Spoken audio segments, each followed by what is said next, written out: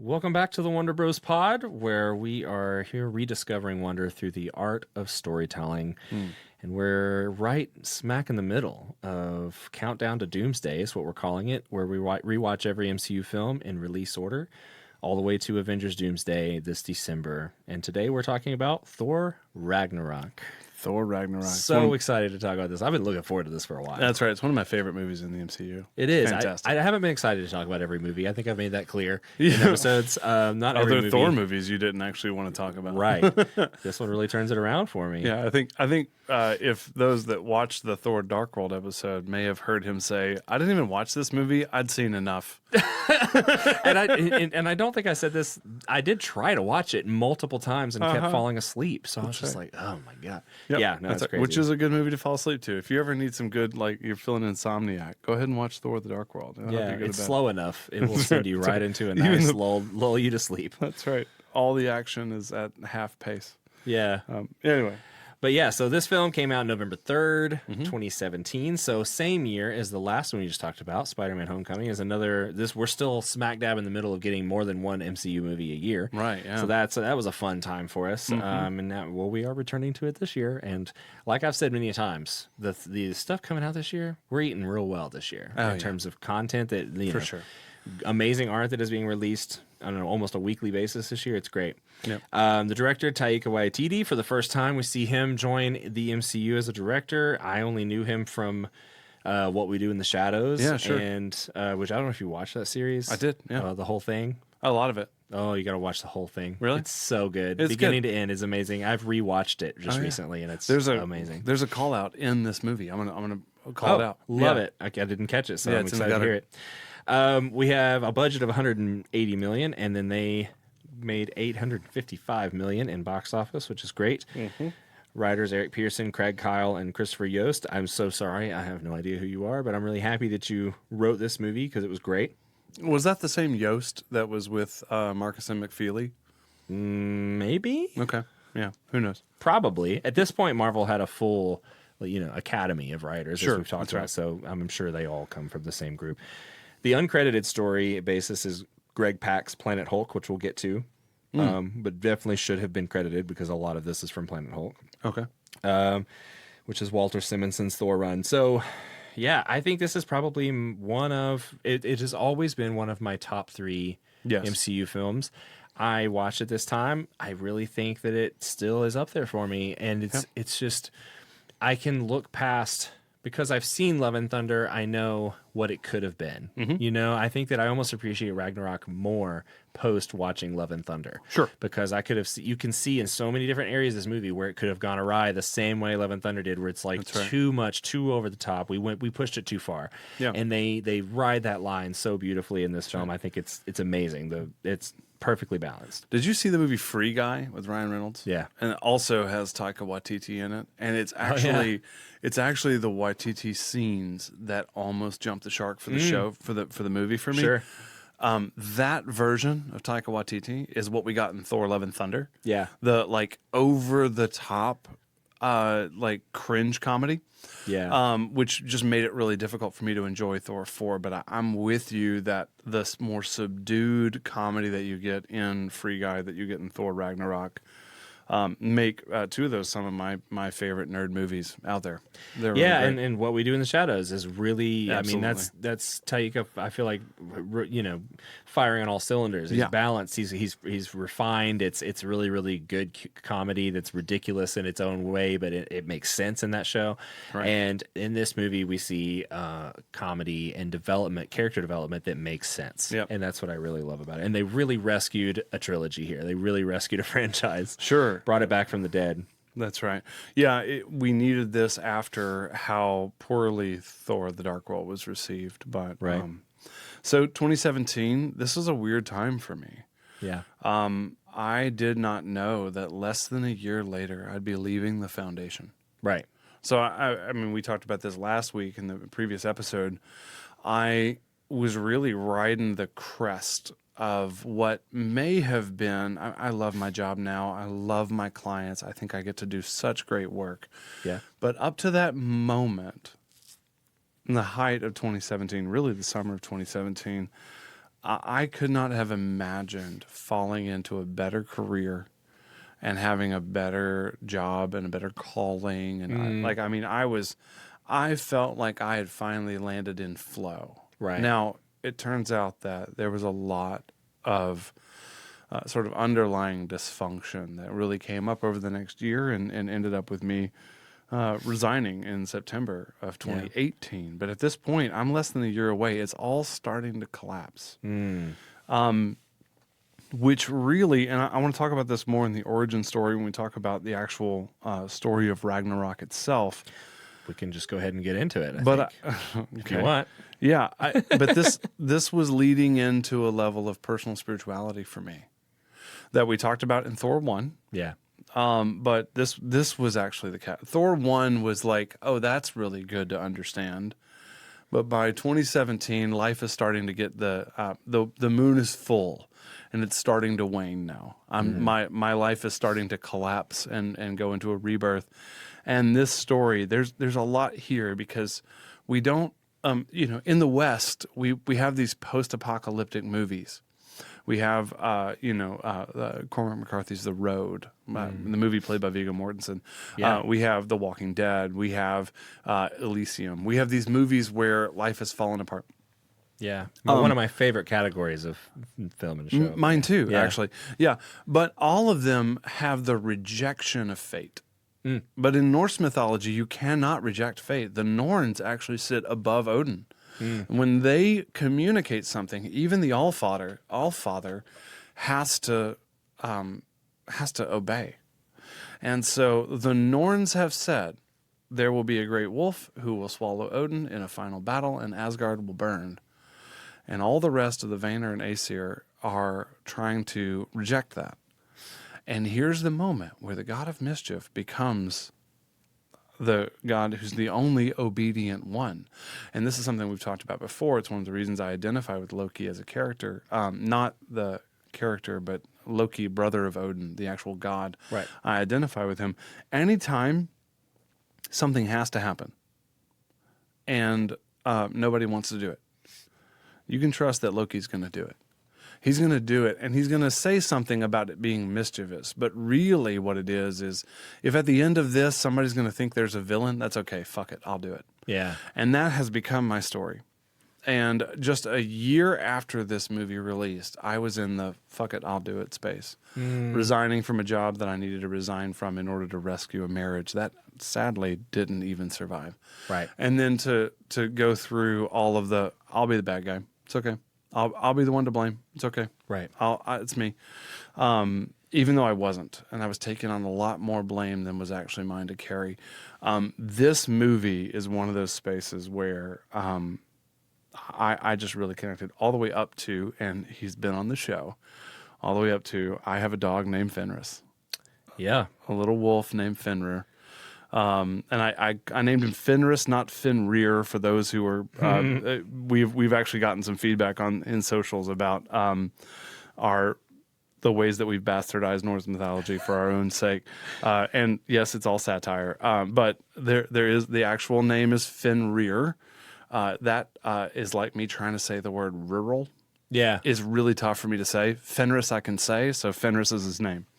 You could have named him Fenrir and then just called him Finn. Yeah, well, if you search who is Fenris, it comes up as Fenris, also named Fenrir. Oh, okay. So it's fine. So according to Google, I think you can that's it's right. interchangeable. Yeah, Microsoft Copilot. Right. Yeah. Oh, what? Oh God, you're using Microsoft? What a loser.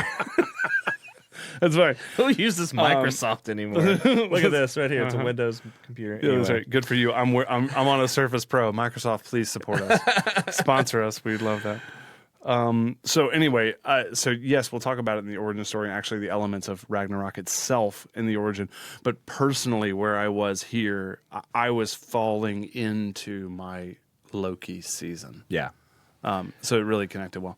Well, I think that's a great segue into the origin story. So let's just get into it. I think I'll let you start if you want to introduce these characters and what they mean to Norse mythology side of things, and we'll talk about the movie side. Yeah, and with apologies to those who are in fact devotees, I'm going to get a lot of this wrong, but I'm going to get it as close as I can as a novice who's just learned. So in Norse mythology, Odin is the god of gods. He's the All-Father. There is a place called Valhalla where all of the warriors who died in battle are being reserved for this time where Ragnarok begins. Surtur is a real character in Norse mythology.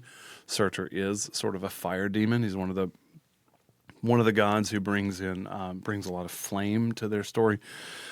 There is the wolf Fenrir is meant to fight and kill Odin. And then, actually, in the original, as I understand it, in the original Prose Edda and Poetic Edda, which are two big Norse mythology stories, there is no rebirth. That came later. And actually, there's a good chance, and I got this from Between Two Ravens, which is a podcast about Norse mythology. It's a fun little podcast. Yes. Which came first? It came after. Yeah. Between Two Friends. It came out. Yeah, that's right. It's not play on words. It's right. It's that's not. Fine. It's not comedy, but it is a playoff Between Two Friends. It's Between Two Ravens. So the wolf actually is. Oh, sorry. What I was going to say is this came from Between Two Ravens. It's actually more likely that the interplay between the Celts, the Christians, and the Norse pantheon, this idea of rebirth actually happened. And so then Ragnarok is seen as a rebirth, which we see in the story where Asgard is not a place, it's a people. We're going to grow something new, even Korg, like, and from these ashes, we will see it rise again, and it's like, not really actually. He's like, it's like, right. Maybe not that, whatever he says. But this idea of rebirth is actually new. The original is end of time. And so you've got that. You've got Hela, who actually in Norse mythology is a child of Loki. So it's a big difference there is that Loki and Odin are brothers in Norse mythology. It's not a son of, it's their brothers. So Fenris, Jormungandr, the snake, and it's the world snake, Jormungandr, Fenris the wolf, and Hela, or Hel, are the monster children of Loki. Loki has a bad habit of like fucking weird shit and having a baby with him. Yeah. And so that's just how it happens. I thought Hela was, she's half ice. Yeah. Ice, frost giant. Frost giant. Yeah. Half frost giant, which is interesting. Which again, that's also, those are words we've added in English. The frost giants, anytime a giant is mentioned alongside a god, it's almost always really just the same species of creature, just not a good one. Oh. Yeah, and so like things like racist? Like pretty much. Yeah, like Laufey is god level. Could be able to have war with the gods, but is a frost giant because he's not actually a god. Right. And again, with apologies to those who are actually devotees, this is my novice understanding. So I think I'm close. I'm not accurate. I'm not fully accurate. Well, we'll post it on social media and we'll get the feedback. Yes, we will. But one of the things what happens here is that this movie makes us discuss the natural cycles of empires. It is requiring us to ask what happens, all empires, the United States notwithstanding, all empires are built on violence.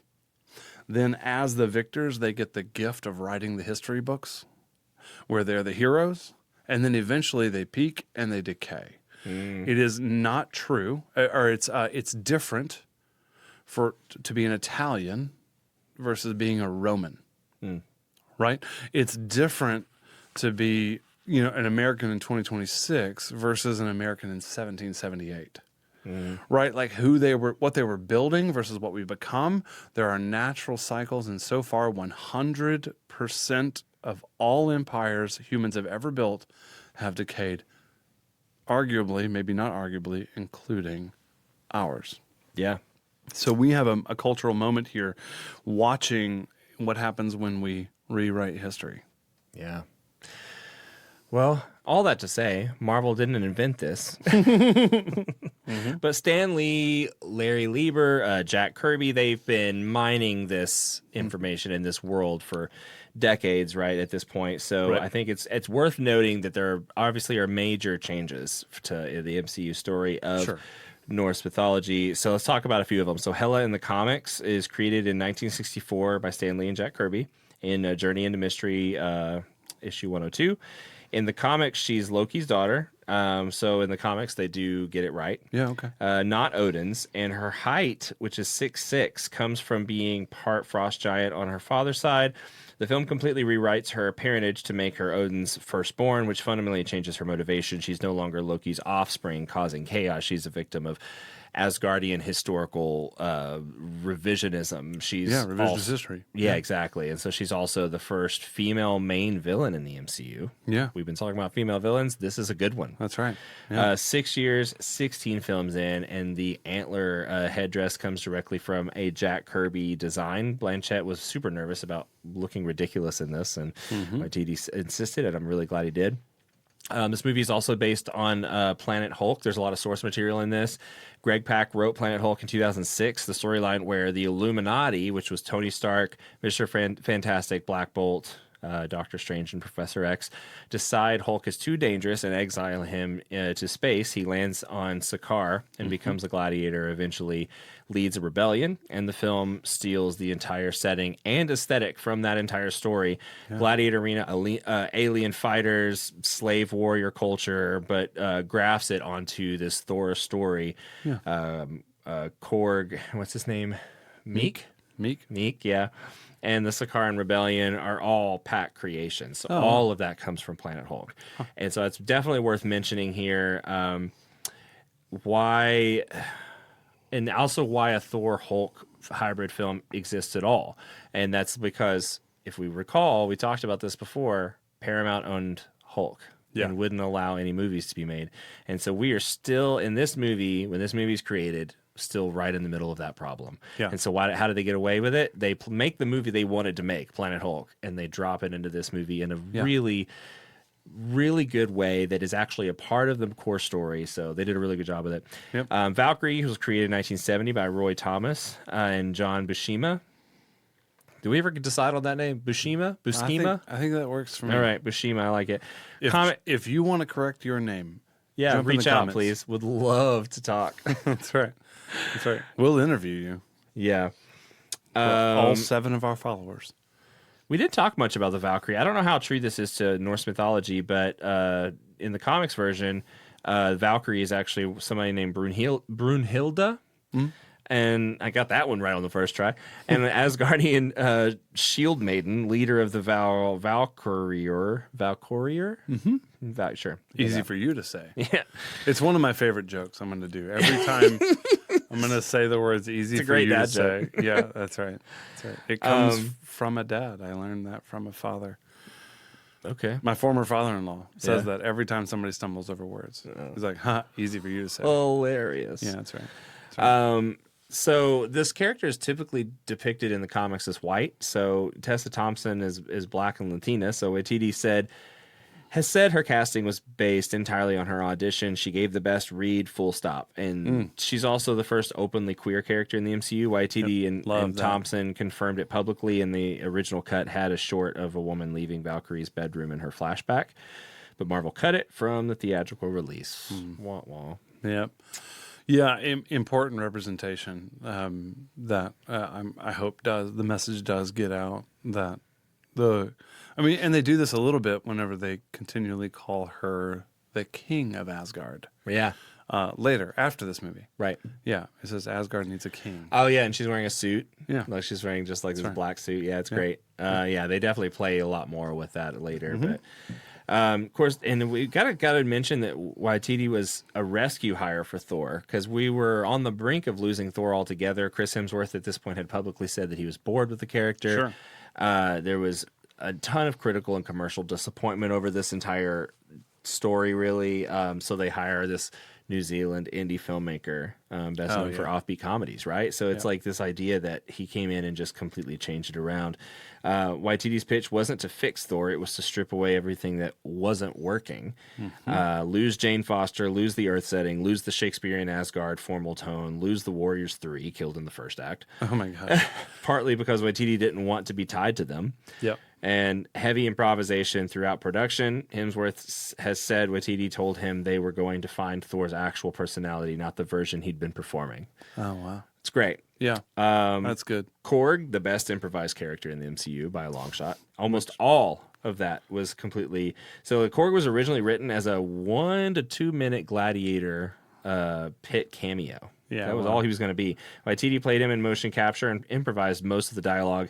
And his chemistry with Hemsworth was so strong that the character kept getting brought back into scenes. And so he ended up with more screen time with several human cast members.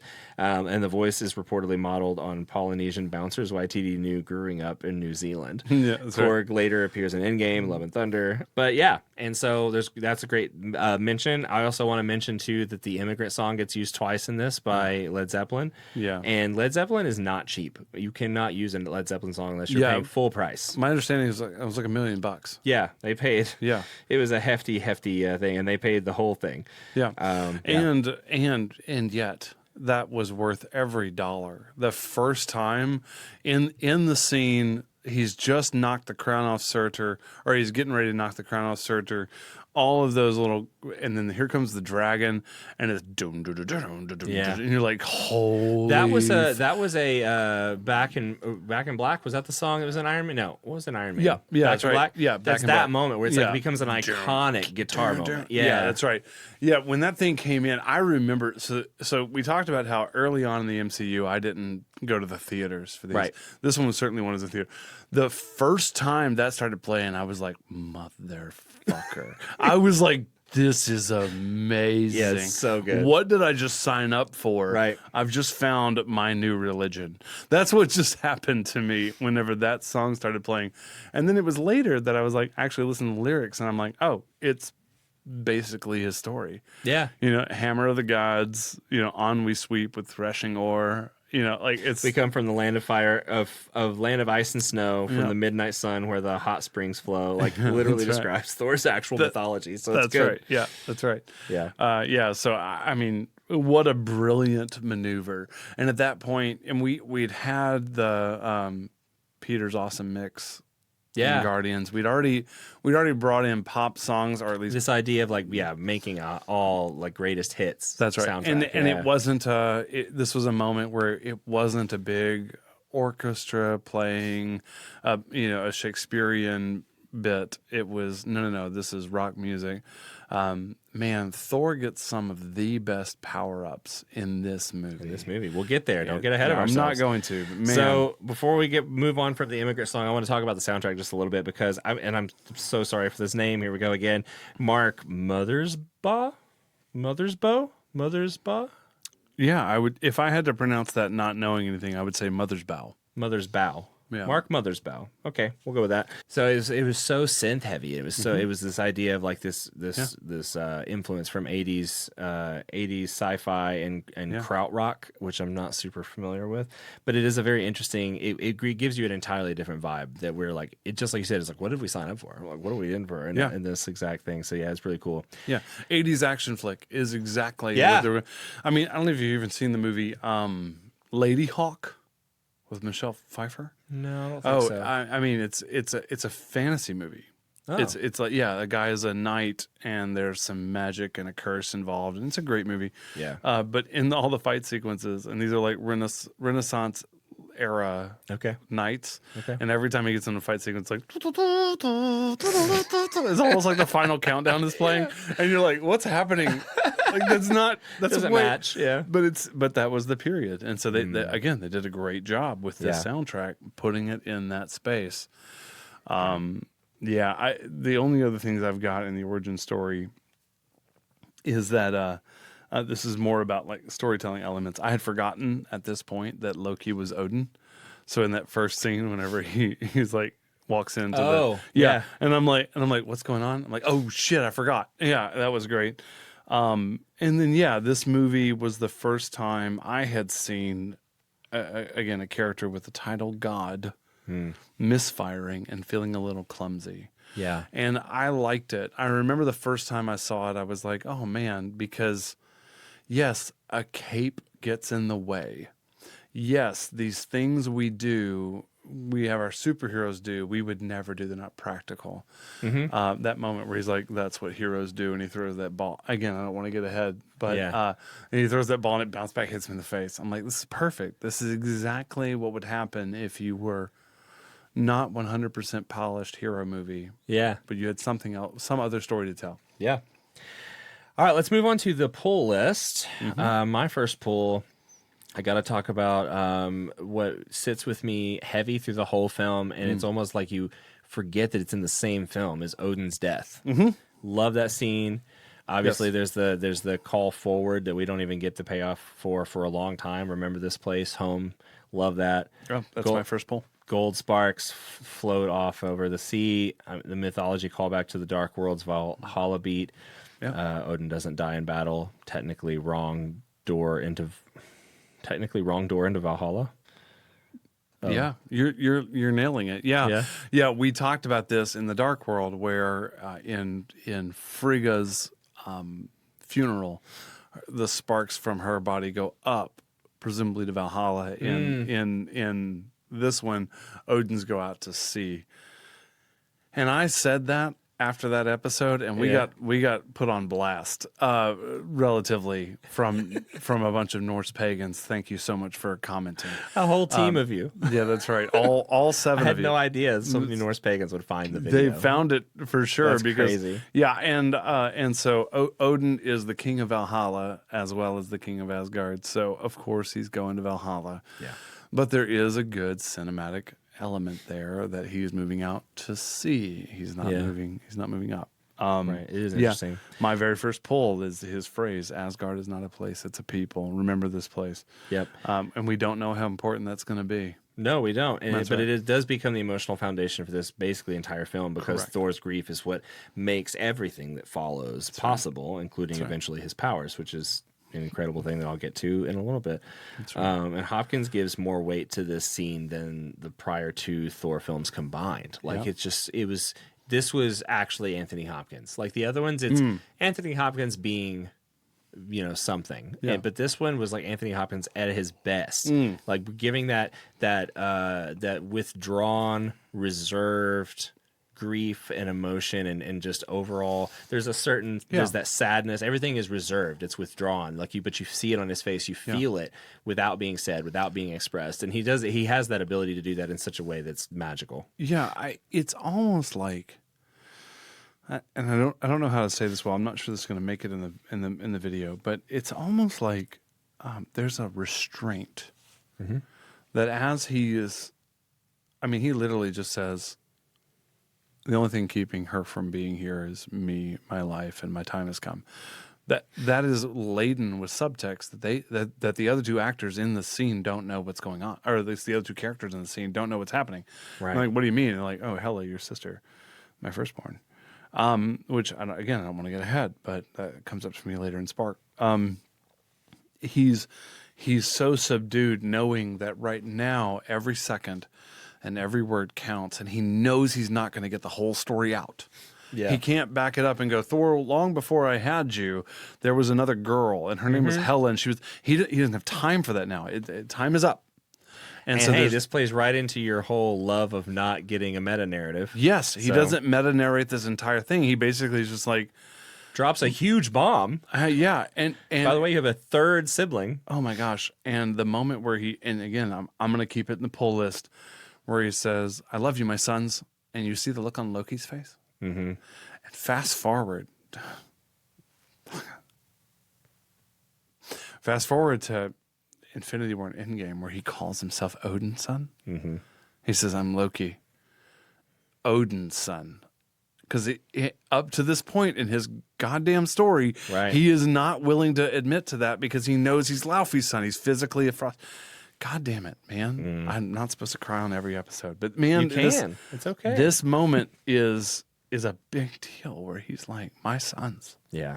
And later on, for Loki to finally grow to the point where he goes, I'm an Odin's son.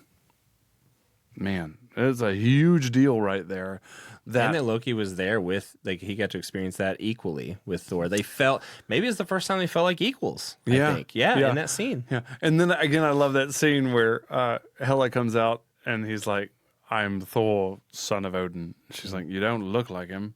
And he's like, perhaps we can come to an arrangement. She goes, you certainly sound like him. Yeah. It's such a good moment. It is good. Where you sort of see her with her cynicism of having been imprisoned for what is probably millennia, given that the other two boys don't know she's existed. Right. And so she's had a lot of time to think about her dad. And the first thing she wakes up to, comes out of her portal from is looking at her two younger brothers going like, oh shit, now I've got family stuff I got to work on. Right. You know, anyway, it's funny. I'm going to tack on my second pull because it's a kind of a mini one, but it goes with what you're saying, which is Hela then destroys Mjolnir. And you get that. That was something that I remember seeing that because it was so shocking that they would do something that intense so early. Yes. You're like, oh shit. Like, okay, we're game on. We're hitting the metal right now. We're going. Right. So, I mean, yeah, it was crazy. You get the payoff at the end of the movie where he's like, you're Thor, son of hammers, are you? But like the whole point is up to this point, his power has been channeled through the hammer, and in a way that feels like the hammer gives him power. Like we need the hammer. It's not just channel. Yeah, it's actually giving him. We That's need the the hammer. That's right. And it's not until the actual fight with Hulk that he powers up, and you find him being able to still be the god of thunder, in this case, lightning. Right. Without it, but man, that was a big deal, and I think it was important. Little cinematic element that happened just before that in the battle with Surtur. The camera focuses on Mjolnir, and Mjolnir gets a soul and is sort of victorious. Like there's that throw moment where it's like on Mjolnir, and you see like gong, gong, gong, gong. He's like going through all the enemies. Oh yeah. To the point where you're like, yeah, that fucking hammer, awesome. Yeah. One scene later, blown up, dead. Yeah. And it's like it's actually a kind of death, and that comes up later because it does feel personal when it dies. That's right. And he's like, when it dies. Yeah, right. That's right. I'm glad that you said it that way. Sure. I mean, yeah. The hammer Makes dies. the point. Yeah. The hammer dies. The hammer doesn't just break. It's a character, and the hammer dies. Which, again, with all the other problems of Thor: Love and Thunder, we get the payoff later where the hammer has, in fact, a personality, and so does Stormbreaker. By the way, much to its detriment. Yeah, that's right. But in the story, but the reality is that you watch a character that you think is going to be very important in this movie die halfway through Act 1. Right. Yeah. Yeah. Exactly. And the hammer is basically it's Thor's. It's not the source of the power. It's like the limit of it. It's the control of it. Yes. This is how he controls his power. But he just was never realizing it's the that. nozzle. Right. Yeah. Like the water pressure behind that. But we don't know that right now. Right. Right now, what we think is, oh shit. Yeah. Up to this point, that hammer's been really important. Yeah. It's been everything. And then we get to see Thor in kind of a drawn out way have his own humble and baptizing moment, right, where he has to rise from the ashes. Oh my god, the hammer pulls you off. It's such a good scene. There are so many quotes in this movie. There's so many quotes. That's right. All right, what's your pull? My next one is the Thor and Hulk fight. There's nothing about that scene I don't like. Yeah. That's literally my next one. Every part of it. Yeah. From the the whole build up that you're going to be a contender, and he gets out there, and then of course the green smoke happens. The very first time we hear him called he says, "You're Incredible Hulk." We actually get the phrase "Incredible Hulk." Yeah, we get that. Thank you, Jeff Goldblum. Oh yes, we get like, yes, I know him. He's my friend from work. He's a friend from work. We get the. This comes up in my. Actually, I'll save that for the gutter because we'll come back to it. We get the.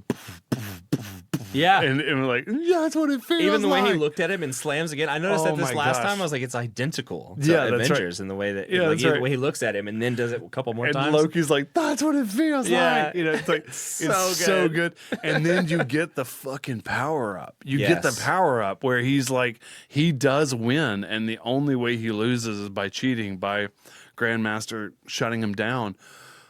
You are brought to the story where Thor can beat Hulk. Right. Yeah, and then there wasn't even a chance really. And well, also too the introduction of those powers by that dramatic zoom in so to good. Odin.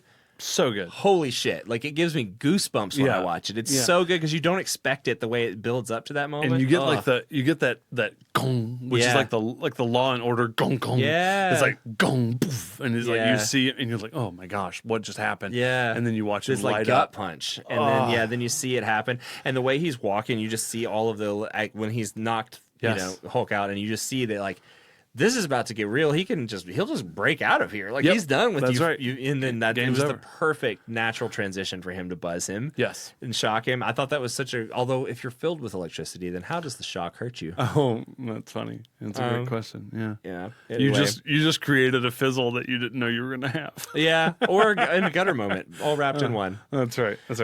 It is. So one might argue that whenever Thor is using his power, he's channeling the lightning around him, which would be ionizing the air around him into lightning. Right. But if you notice, whenever she first puts that sensor on his neck, you can see a track through the nervous system. It is internalized. Okay, so that would be the science behind the fantasy. If we have to think about it, yeah. Yeah, I mean, given that we do sometimes, but that is. But you're not wrong. That it is a little bit of a question. Like he just shocked everybody. How did he just pass out by shocking? Yeah. Yeah. It's question. crazy. Yeah. Next one for you. Hela's throne room reveal. Oh yeah. Tears through the ceiling, reveals the mural. Yes. Underneath the murals, it's the original mural being Odin and Hela conquering the 9 realms together. Yeah. What a contrast, and this idea of like Asgard built its prosperity on a hidden genocide. How many? I don't know any countries that do that in real life. All of them. Yeah. Every major first world country did that. All of them do that. It did and are maybe still doing. Right, and they're that's definitely right. still doing. Yeah. And building now. Yeah, but the U.S.'s mural. Sure. Is what's happening every day, the whitewashing of history and the way that we present ourselves constantly, right? So it's this live mural that's constantly happening around us while everything else is under the surface. That's amazing. Right. And I love that. I think it's so cool. That's right. On this show, we tend to express a political opinion and then back off of it, recognizing that it's not everybody in the conversation, that they don't all agree with us. But without doubt, there is a story in our history where we came here, and this dates all the way back to the 1500s and the popes and the Pope Kings and the doctrine of discovery, which basically said any nation not yet Christian is to be assumed uninhabited. Right. Which meant that it didn't matter that there were literally millions of indigenous Americans because they weren't European and they weren't Christian. It was ours to take. Right. And we got the blessing of Europe to do it. Right. And it has happened in South Africa. It has happened in the Rwanda genocide. It's happened in the Han Chinese treatment of the Rohingya. It's happened in Myanmar. But then we cannot just look at all those and go, what about them? Mm-hmm. When we address the fact that the United States is the only ultra power. Every other superpower is a superpower, but we are still the greatest of them because of how we got structured. We have the military prowess. We have the ability to really decimate the earth. And so when you're the one in power, the first person you need to criticize is yourself. Right. Yeah. And so we are the one in power, and we need to criticize us first before we criticize others. Yeah. The way that we treated indigenous Americans and the way that we treated the slave population, the immigrant population back then, and then again in 2026. Yeah. I'll get off my soapbox for a second. It's a great little bit there. I liked it. Yeah, thanks. What's your next poll? Get help. Yeah, I'm sure there's more here, but Get help is so good. But it's not just get help. It's right before that where they're in the elevator and let's play get help. Well, even just right before that, okay. Where you see 2 brothers, Right. Yes. and he's like, "Hey, I was thinking when all this is done, you should probably stay here, and we should probably never see each other again."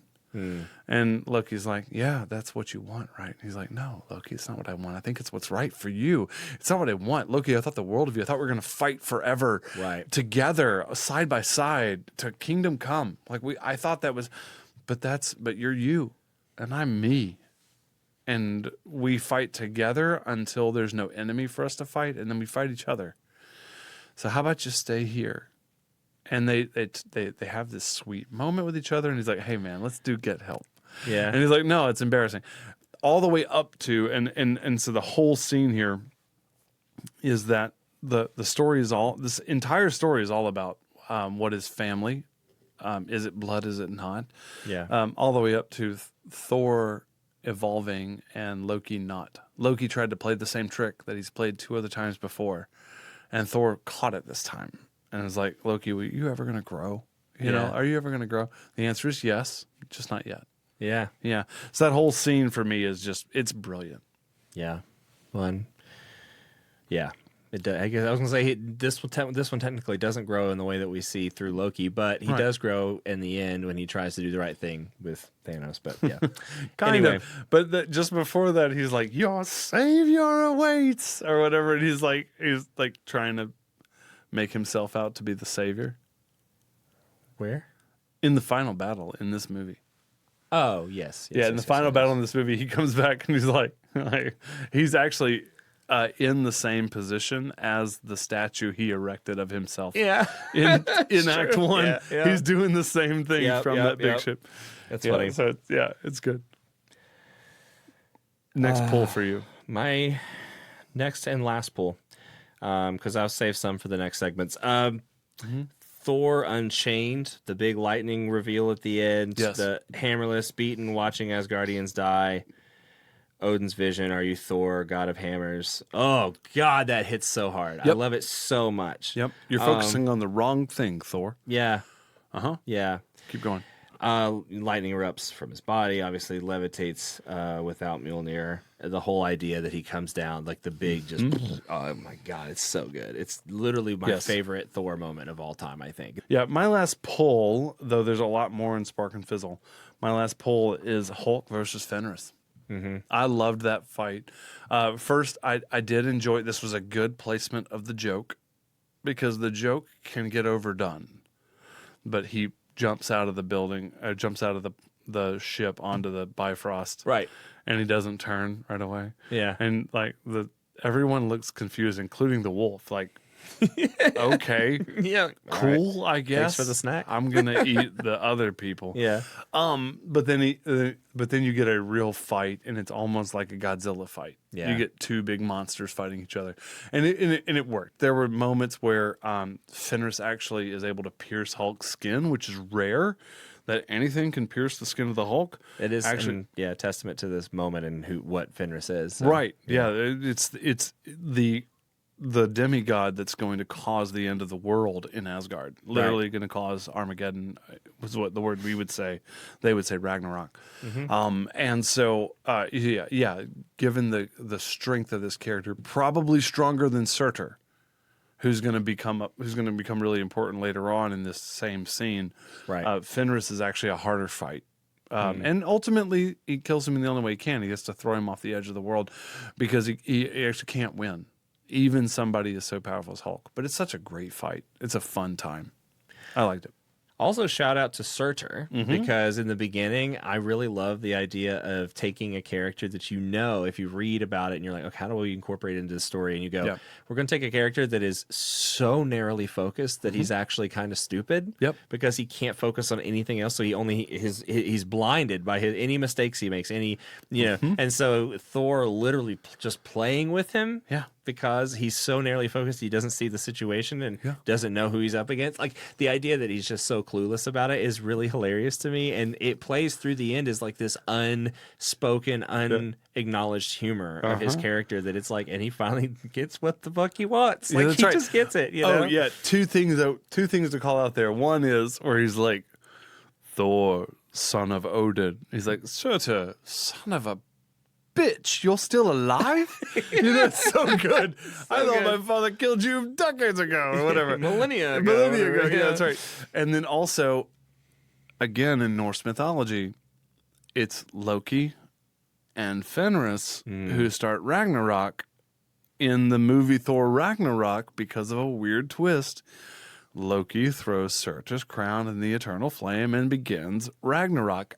this is one of those moments where a Norse pagan can watch this movie and say, okay, not how we imagined it, but all the elements are there. Right. It's actually honoring a culture. Respectful nod. Yeah. It's a respectful nod to the culture. And Right. And I appreciated that in the writing, even there, as slapstick and sometimes idiotically funny it was. There was actually some respect there that I think was treated well.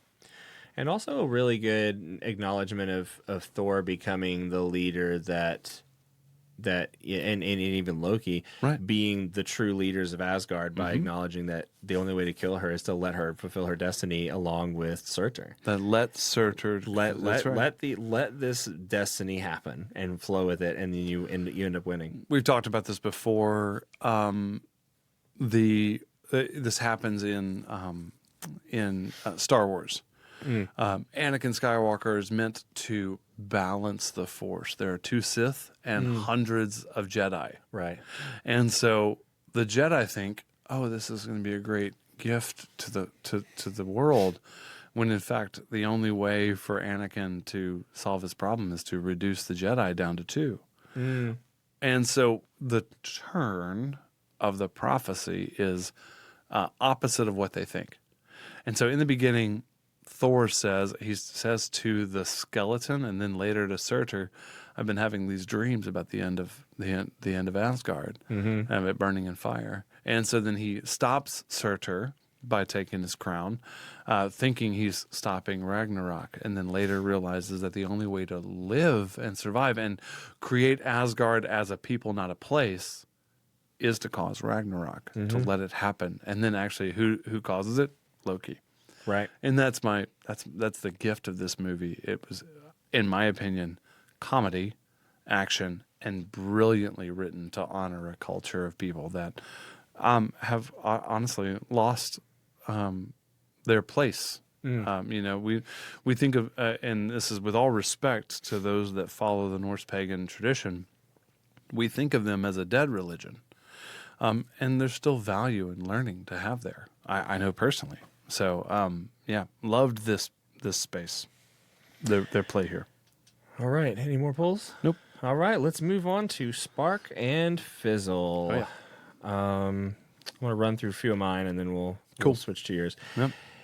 Hemsworth finally getting to be funny. Yeah. Love that. Such a good move. Cate Blanchett swinging big with the antlers and the goth eyeliner and just the full commitment. It was sexy as shit, man. So fun to see her in this role. Gosh. So fun. I mean, yes. Never would have thought of her as I never would have thought in my head, Cate Blanchett, that's a good first female villain that we're going to all love. Right. She has great depth. She's an amazing actor. I love seeing her in everything that she's ever in. But I just never would have thought to put those pieces together. And the way that they do happens so well. And she creates this very believable personality and very believable character. Oh my gosh. Yeah. Little elements with Cate, and this, I think this came from Waititi actually. The stronger when she first comes out, you can notice her suit is torn. It's ragged. As she powers up, the suit not only repairs herself, but her antlers spread. They start out very narrow and they spread over time. Yeah. You're watching her power up throughout the movie. It's great. She is an incredibly believable villain, a somewhat sympathetic villain. Like, hey, we had an oath, Odin and I, we were going to do it this way. He changed. I didn't change. He changed. Right. And because of that, now I get exiled. He is the one that changed. I was just doing what Daddy told me to do. Right. And now I lose my crown, and this little petulant child who swings a hammer is going to get the crown? I don't think so. Right. I mean, I was all in on that villain. All in. So complex, so layered. And also interesting that they, knowing that in the comics and in Norse mythology, she's actually Loki's daughter. Yeah. It's fun to see that she also is really dark hair, obviously just darker overall. Very much has the same is she a half daughter? Because she sure doesn't look like she. That's what's so funny. Also, with the comment she makes about, oh, you look like it, or you don't look like him, because he clearly does, and she doesn't. So it's like this weird play on words. But then, of course, she also is green and black. She has the same colors as Loki. She has the same like knife obsession and being able to present those. She actually is like Loki, and I feel like they put that in such plain sight, and it's never acknowledged. That's right.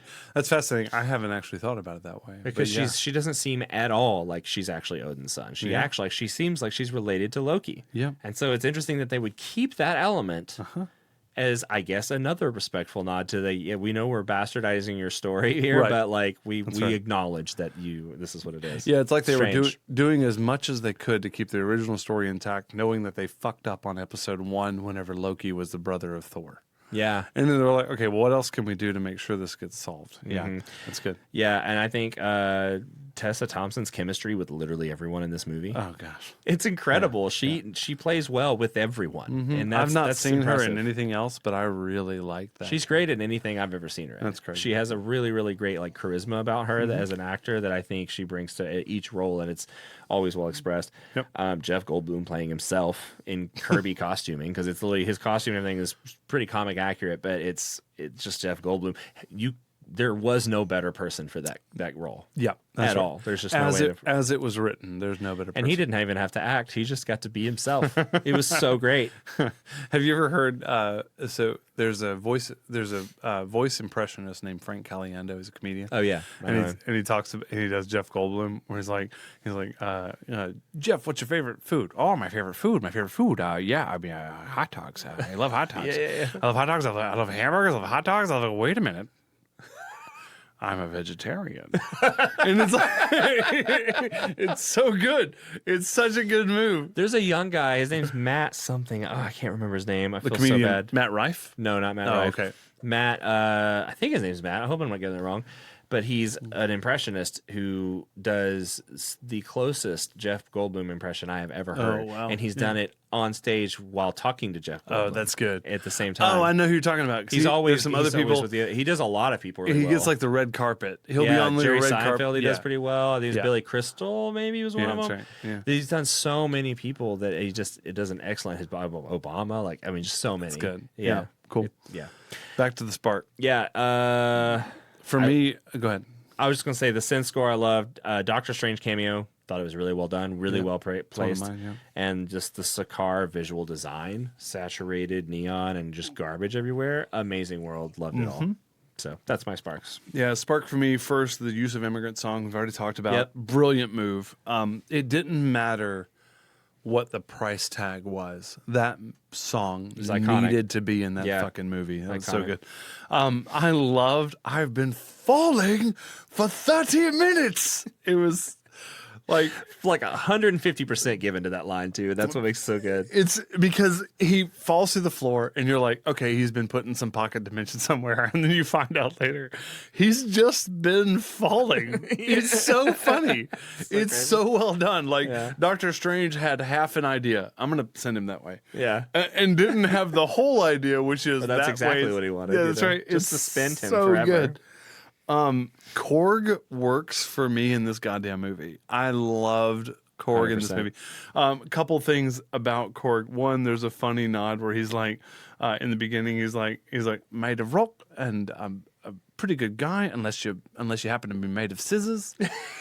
And then later on, he just looks down at Meek has scissors in his hands and he steps on him, and later he kills Meek. Rock beats scissors in the movie. And that's so good. Definitely on purpose. That is a Waititi joke. That's so good. For sure. It's like, 100%. Oh my gosh. And then the other one. We have to say everything from Korg is probably all Waititi. Because it's him. It wasn't improvised. And it was not supposed to be in the movies. It had to been added later. Anyway. And so then also the way to go, new Doug. That's so. Or my kids will still quote the line,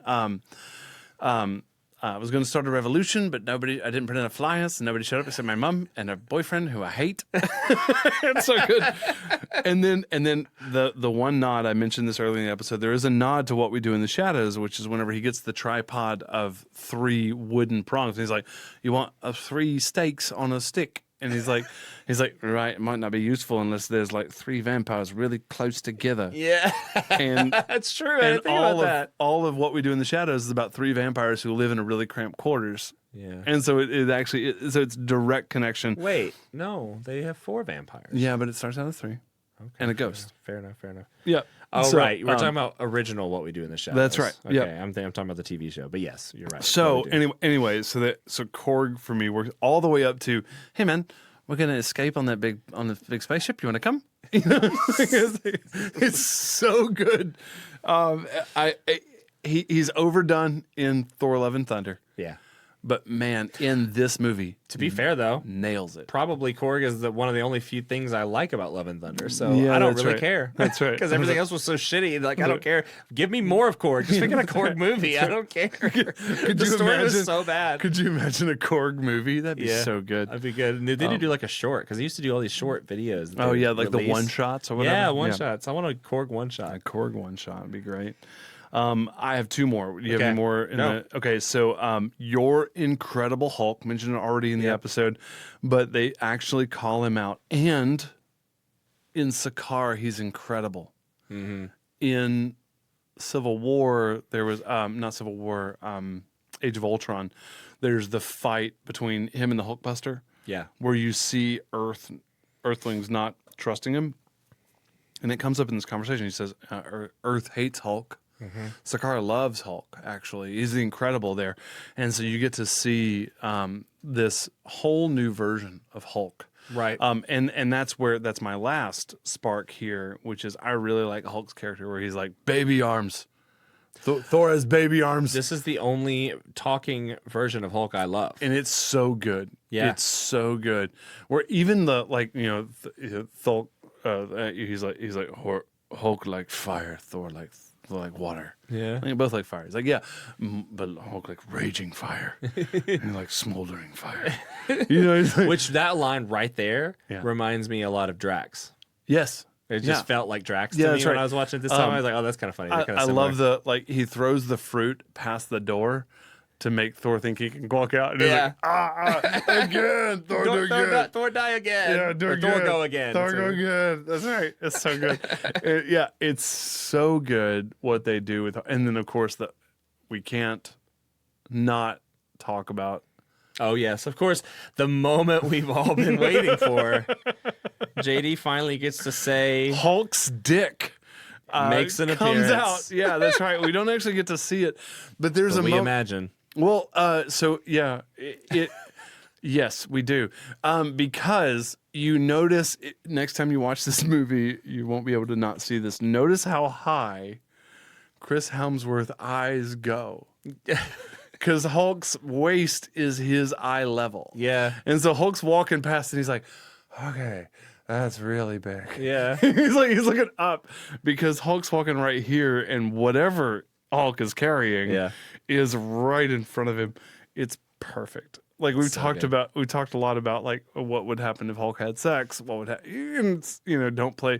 What was it, Age of Ultron? The line about like you guys better not be playing hide the zucchini. Yeah. Which again, just So great. green colored.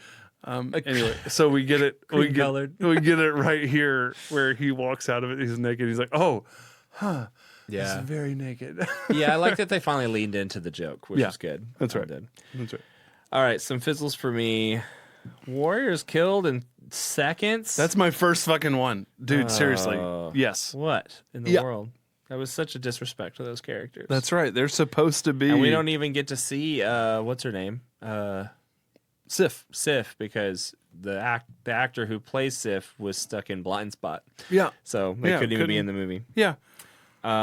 Jane's exit treated as this comedy beat, like she dumped me.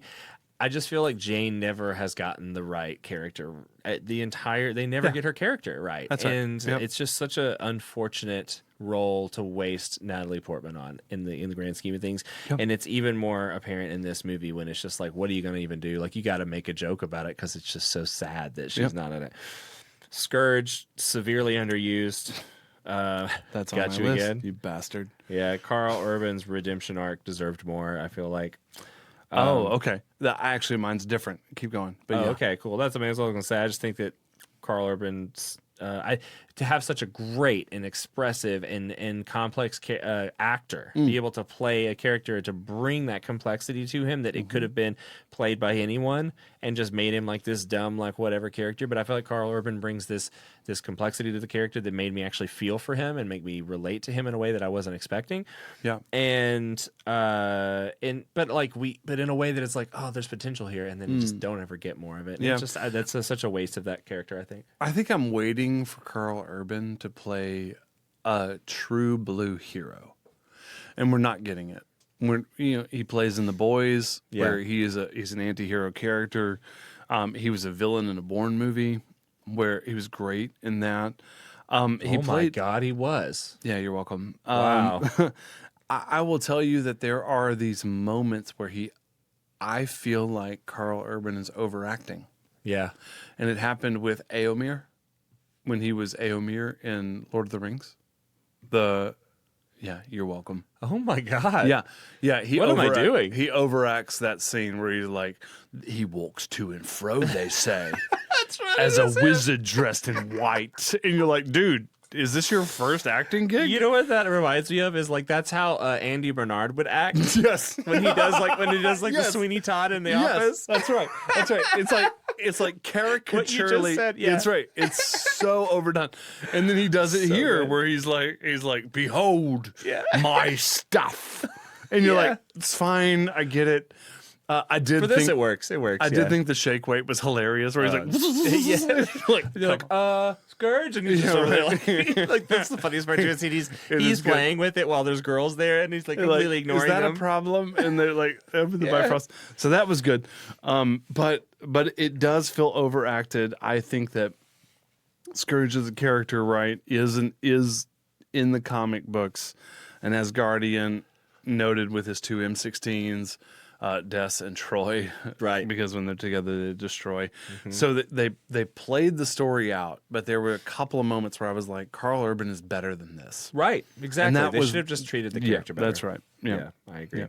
I already said Sif absent with no explanation. Hela's choreographed fights in the climax don't quite serve her, I felt like. Okay. I don't know. They could have. I feel like there could have been more to it, but because there's this huge build up, and then like not much of like the Sure. actual fight with her. Yeah, a lot of Hela's fights are her throwing a blade or raising a blade out of the sea, or Yeah. it's not actually like you don't get Cap and Bucky Right. hand to hand Sure. earthy. Like I'm actually I'm not just the goddess of death, but I'm also like a god of war. Like I can fight. Right. You don't get a lot of that. That's true. You kind of assume that she's kind of two-dimensional in that way. Like Mm-hmm. all she did was throw knives in war. I mean, it's effective, as we see when she Sure. takes down the entire military at the gate. Yeah. But outside of that, it's like, okay. Yeah, that's right. She feels almost overpowered in Yeah. her ability to throw blades anywhere. Yeah, but you millions don't, of them. Yeah, but you don't actually get the like just hand to hand. There's that little scene where Thor's got Odin's spear, and they are kind of fighting for a minute there, but it Yeah. really doesn't play into. You have to think of her more of like a like spiritual death bringer, Right. rather than an actual combat expert.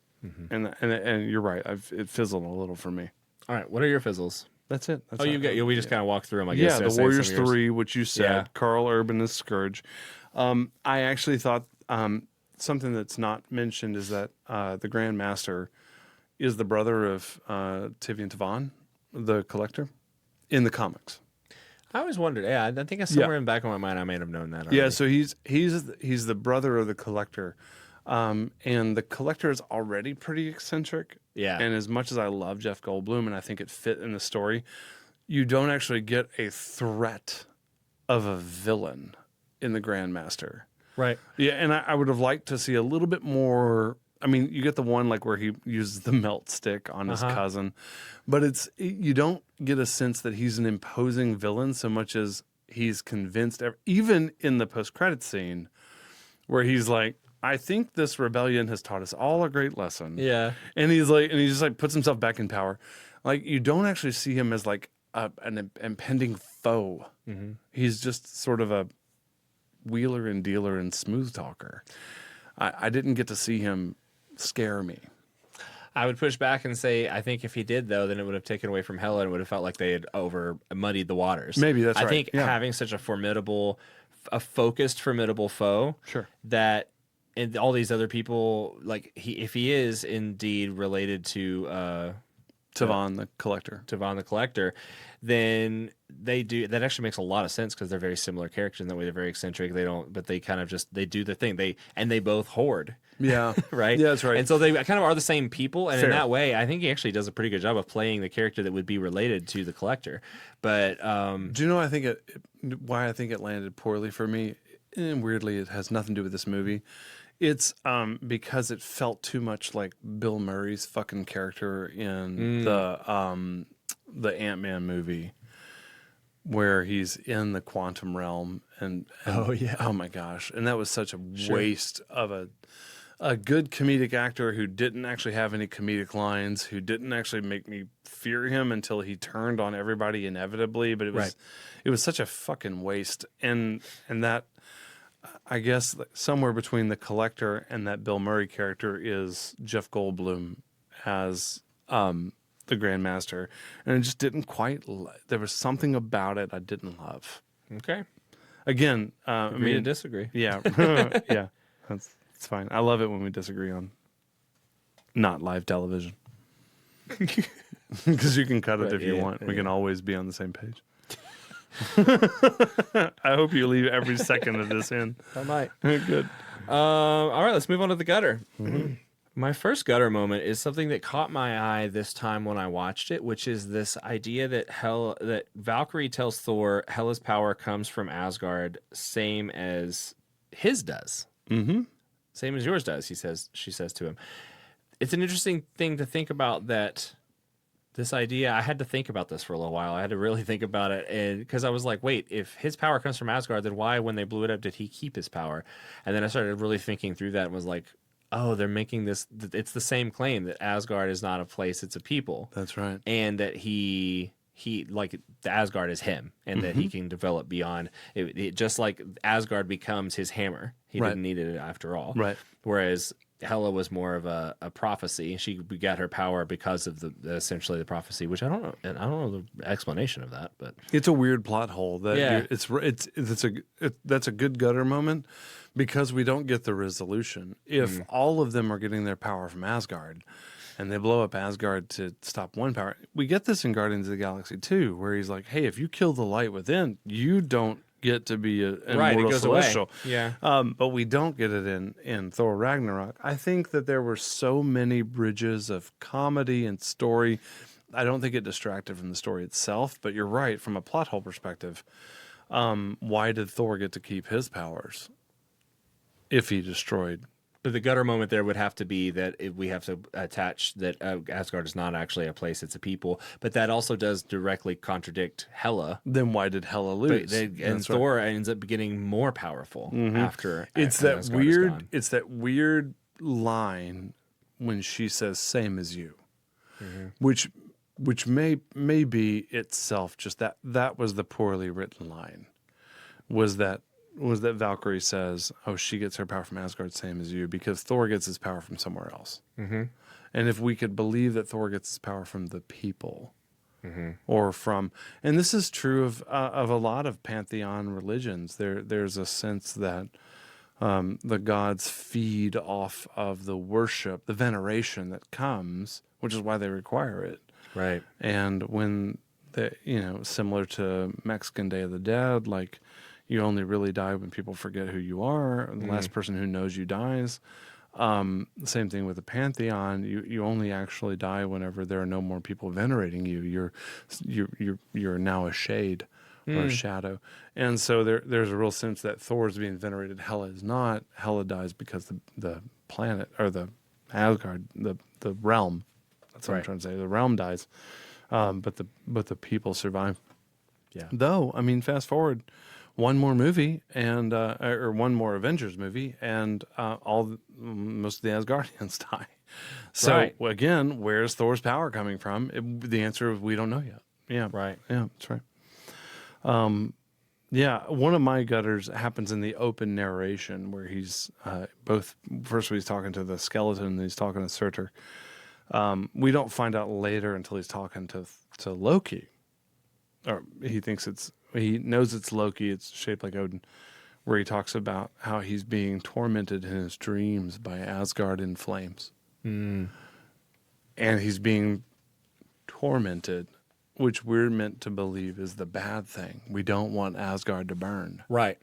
But it might also be the Norns, the Fates, telling him it's time. Yeah. And that's a resolution he has to come to in the movie, where he goes, oh, Asgard's not a place, it's a people. She draws her power from Asgard. You actually have to cause Ragnarok, Loki. Right. And Odin always knew this. Mm-hmm. That's the thing. But as we mentioned earlier, Odin didn't have time to tell him. Yeah. Crazy. On that note, I was thinking about this too. How many people are actually on Asgard? Like, Yeah. because how many people died? Like, you know what I mean? Because I feel like they reveal a lot of things about this, where like being in the cave with Heimdall, like clearly you can get away from people. So this is like a full-fledged, planet, I guess. I guess they're really not a planet. What is, because it's flat, right? Yeah, I mean, they would use the word realm, but it is a landmass surrounded by water, and it seems like both continent/city with rural areas. Right. So Right. It is maybe both a continent, a nation, a city, all called Asgard. In the same way that like New York City, New York, Right. it feels like it's Asgard, Asgard. Right. So in that, if we follow that analogy, then so he saved everybody, or he saved a portion of people in New York City, but the rest of the state can go fuck itself. Great question. Yeah. So like, that's a good what point. happened to the rest of Asgard? Like, a lot of people must have died. He only saved the people he was closest to, literally in vicinity, physically closest to. That's right. And then a lot of those people die, because you think about, they go from an entire realm to living on a little place in Norway. You know, so like there's hardly any of them left. Yeah, and then on that same note, are they also stronger? Are they all stronger than humans? Oh, I actually know the answer to this question, Okay. because this comes up in, which has now been considered canon, or at least canon adjacent, mostly canon. It comes up in Marvel's Agents of S.H.I.E.L.D. There's a character who shows up who is Asgardian, who fell in love with Earth and decided he wanted to stay here, and has this berserker spear that shows up in the conversation, which causes a lot. But yes, the short answer is Asgardians are all stronger than humans. But not as strong as Thor or Odin. Or Correct. They're not gods. Yeah, that's right. But Yeah. they are a different race. They're a different species. Right. Right. That's right. That's Okay. right. Yeah. Interesting.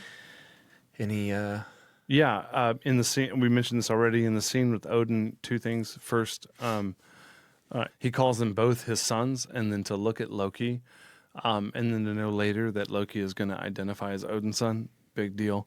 And then he says, your sister, my firstborn. And we finally get the payoff of that side eye that Frigga threw him in Thor 1. Right? Where he's like, Right. Thor, my son, my heir, my firstborn. And she turns to him. And all of us were like, was that a thing? Yeah. Or was it just like a thing? Yeah. And then sure enough, fast forward years, 10 years or more, whatever it was, the distance between, I guess it was 9 years, I think it was 2008 to 2017. We get to look forward and go, oh, there is a payoff here. Right. There is another child, and she's actually a big deal. Yeah. I've got a couple more. Do you have more gutter moments? Nope. Oh, at the beginning of the Hulk versus Thor, Thor calls him Banner. This is a big deal in the gutter. Anytime somebody calls Hulk Banner, he gets pissed off. Right. Because he is not Banner. Right. And he even says it this time, no Banner, only Hulk. He's like, dude, it's not, I'm not who you think I am. And then you get to watch the progression at the end of it in the final fight where he's Hulk. For once in your life, don't smash. He's calling him Hulk, and it turns his attention. He's like, big monster. And he's like, don't do it. It's like, fine. But you experience this moment that has to happen in pretty much every movie where the Hulk shows up. If they call him Banner, he's going to get pissed off and do the opposite of what they want. Right. If they call him Hulk or Big Guy or whatever, when they communicate that they know it's the Hulk in charge and not Banner, he actually gets pretty docile. I'm on the team now. And we can only assume that the reason that he was so docile there and so more human-like is maybe because he wasn't rage-filled. He had had enough time being Hulk and being in control and not wanting to. There was no one to bring him back. Sure. And so there was all that time that he was Hulk actually cooled off. That's and right. was able to be reasonable Without turning. Because why wouldn't we have seen him talk before that? It's probably because he was so filled with rage whenever he switched into Hulk, like it was a defense mechanism. Hulk comes out of the gate, like basically. That's right. Like he's backed into a corner, the scared animal, and just goes to town on everything. Yeah, that's all I got. Cool. All right, so Road Not Taken. Marvel was reportedly considering more traditional blockbuster directors before Waititi, and Hemsworth had publicly said he was burning out without a fundamental tonal shift. He likely retires Thor after this film. So, like, what if Waititi hadn't gotten the job is really the only thing I was going to think about to consider here, because the Thor franchise we know from Infinity War Endgame doesn't exist. Right. The current era of Marvel giving directors with real authorial vision, more latitude, like Gunn and Cretton, and of course Coogler to come, is partly built on this higher paying off. The fact that Taika Waititi would get this and do so well with the movie showed Marvel, okay, this is more than one now that we've done this with, and it worked really well for us, so we should keep doing it. Yeah, with respect to the great work that Coogler's done, I don't know that you got Coogler's Black Panther if you didn't have the risk on Waititi to create this. Absolutely. Now, I may be talking out of my ass and may find out that Coogler was signed long before Waititi was, but I think from an audience viewpoint, if we hadn't had a major tonal shift, we wouldn't then be able to create this earthy, urban, African-inspired, fantastic movie called Black Panther. If you didn't have the whimsy and sort of like ridiculous, but also well played and honoring of a culture that Waititi did. I'm actually looking up the director for Shang-Chi because I think it's also true that you wouldn't have gotten that. Probably not. We also wouldn't have gotten the Eternals, which I think a lot of people would agree would say like that they. Oh, it was Destin Daniel Cretton. Okay, yeah, Cretton. Yeah, right. It's Cretton again. So you also wouldn't have gotten the Eternals, I guess, which a lot of people would say they'd be happy with. I would disagree with that, and we'll get to that one when it comes. But that was also one that was given immense control, and many would say it didn't pay off the way they wanted. Let's move to The Legacy. So this movie set the gold standard for franchise reinvention in the MCU. The Thor we get in Infinity War and Endgame is built on the Thor Waititi found here. Proved Marvel could give directors with vision more creative latitude. Korg is by far the most beloved supporting character introduced in Phase 3, in my opinion. Sure. And the he's a friend from work enters pop culture lexicon, which I don't think we talked about this, but you know where that line actually comes from? You know the story behind it? No, go ahead. So there was it was a child who I think was given some kind of, it was like a child who had cancer was given this, like, it was like a Make-A-Wish situation where they got to go to set and be a part of this. And they came on the day that this scene was being filmed. And this person had the guts to go up and say, "What if he said?" And actually, I think they were allowed to give a line. Yeah. They were going to say, "Come to set, give us some lines." They actually, so Waititi let him be a part of this. Wow. And they said, "I think it'd be funny if he said he's a friend from work." Oh, and so it made it into the movie, and now it's an iconic moment for not just this movie, but the entire MCU. It's one of my most favorite memories. Yeah, that's right. Because it brings us all the way back to Age of Ultron, where they actually are working together as a team. In Avengers 1, they really aren't. They're sort of slapped together, and they get one team fight. Right. But in Age of Ultron, you're meant to assume that they have been a team for a while as they're dismantling Hydra bases. Yeah. All the way up to that very first scene. Right. And it is also signaling for us, too, how even Thor, the god of thunder, thinks of them as chosen family. Like it's becoming this like community that's more than just these people I know on this planet, this distant planet that I worked with a couple times. Yeah, for me, this was another one of those attempts that I think was successful, and a successful attempt to break out of the standard superhero hero's journey. Yep. Right? Something that is more powerful than a human, goes through a collapse where they receive the talisman after the trial, and they come out on top. With Doctor Strange, where they tried the horror genre, and then now where they tried this sort of slapstick comedy drama or comedy trope. It was less serious heroes who still need to have some balance with the serious. It's certainly consequential. Characters actually die in the story. You also got a little bit of that with Captain America: The Winter Soldier playing into the spy espionage theme. What they were trying to do was say, hey, inside this universe, 616, can we have superheroes and still have a broad range of cinema? Or is it only ever going to be more hero journey? Yeah. And the answer is we can. Yeah. And that was one of the gifts of this movie. There's a real departure from what we would have expected from another Thor movie. Absolutely. And yet landed so well. A rare Marvel film that gets actually better the more you watch it. Yeah, that's right. Yeah. All right, let's move on to the stinger, the mid-credit scene. Asgardian refugee ships in deep space. Thor reassures Loki everything's going to work out fine, and a massive ship, the Sanctuary 2, appears in front of them. That's right.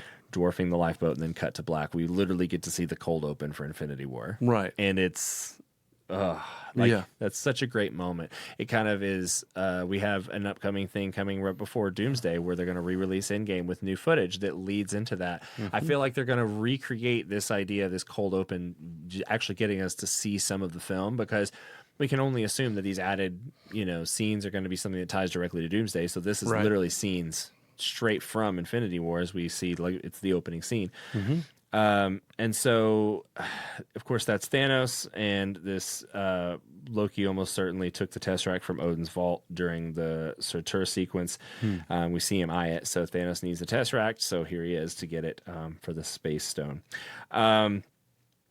The best part, this is the rare MCU stinger that becomes the next film's opening scene. The handoff between movies is actually seamless. A lot of times we see kind of a disjointed lead in. So here we get to see it seamless, which is super fun. We haven't seen this since the end of Captain America. They gave us the first Avengers. Right. Post-credit scene, Grandmaster on Sakaar after the rebellion, as you said earlier. Oh, man, trying to claim the victory with a small crowd. It's so good. Yeah, I still love it. I know you don't, but I do. I mean, no, it's not that I don't love it. It's just, it's a great example of gaslighting from a leader. Right, exactly. It's like, yeah, well, what was this? We've learned a lot, haven't we? Yeah. You're like, this was all a test. We were trying to kill you just 5 seconds ago. Yeah. Why do we feel like the crazy ones? But then it works. Yeah, it worked out for him. And Goldblum was supposed to return in Avengers Endgame, oddly enough, but his scenes got cut. So he already filmed scenes. Like, there's a whole cut that we've never seen. Interesting. And he's been MIA since, sadly. There's a lot of story that happens on Sakaar that we didn't get. Obviously, I've mentioned this before in our podcast. We won't talk about the series directly, but in the ending of She-Hulk, we actually meet Hulk's son, Scar, that was born on Sakaar. Right. And so there's a lot of story that doesn't happen. That's true. We talk about also the Tournament of Champions, and as you see the big tower being built as it come into Sakaar, and you see all the past grand champions, you see Beta Ray Bill, and you see the three-headed guy, and you see Artemis, and so there's a lot there that could have played longer. You could have a whole like a 1 or 2 season miniseries that would. Wait, I didn't even think about the fact that he has a son from Sakaar. Yeah. That means that Hulk made that son. Yeah. Not Banner. Right. So Hulk is a dad, but Banner isn't. I don't know why I didn't think about that Big before old now. zucchini. Yeah. Made its way into something on Sakaar. I want to know who the mom is. Yeah, I know. Well, he's big like Hulk. So isn't he? Yeah, he was. I mean, he not as big as Hulk, but but he is a Hulk. Like he's a Hulk. He's big green. He's not a human. He's a Hulk. Correct. Yeah. All right. Next. Also, I imagine that Scar can't transform to a human because there's no human part of him. Right. Exactly. I mean, that's like all. He's a whole different. Yeah, it's a big deal. How does that even work? Yeah. Well, I mean, this is all from radiation. What turned him into a whole other species? Yeah, man. What are we doing with this storyline? I love it. I love it. And I think that I mean, I would love for there to be a World War Hulk at least a one shot or a mini series or something where, with all respect to her, let's bring Jennifer Walters She-Hulk back. Let's have the Maestro, right, the old man Hulk. Let's bring them all. Let's get Professor Hulk. Let's get Rage Hulk. Let's get Scar. Let's get them all, and let's have them tear some shit up. That would be really good. Right. Sounds like a good video game too. That's right. Yeah. Final stinger. Yeah. Is who are we talking about next? We are talking about Black Panther. Yeah. When we talk about Black Panther, I want to talk about cool vibranium, and I love the hip hop, but I want somebody in the room who is grown up not ever being the hero, and at best getting like a Django Unchained, an anti-hero who fucks up everything, but he's black. Mm-hmm. And this was an opportunity to find a noble, honor-bound, developing, emotionally awake, real-life fucking hero, right? That looked like somebody other than me. Mm-hmm. And that matters a little to me. It matters a lot to people that don't look like me. Right. And we're going to talk about it when we talk about Kamala Khan. We should talk about it in the Eternals, and we certainly have to talk about it right here. Ryan Coogler did amazing work. The whole team did incredible work. Even Killmonger as a villain is a different kind of villain because of being raised in Oakland. Mm-hmm. I mean, that is so intense, and I'm really looking forward to that episode and whatever as we begin to sort of discern what would be the best move for us, how we bring in a different voice. Yeah, for sure. All right, well, that's a wrap on this one. If you haven't joined the Wonderkin in our Discord yet, come hang with us. We're trying to build a fun community on there. Right. Links in the show notes, and we'd love to have you. And you can also follow us on socials at Wonder Bros Pod. And if the shows hit you in any way, a quick review goes a long way. And I hope this episode inspired you to find that childhood wonder this week and in your life, and we'll see you next Wednesday with Black Panther. That's right. Your 5-star review goes so much further than anything else you could do to support what we're doing, and so please do that. Come and talk to us, and we can't wait to talk to you later. Yeah. See you next week.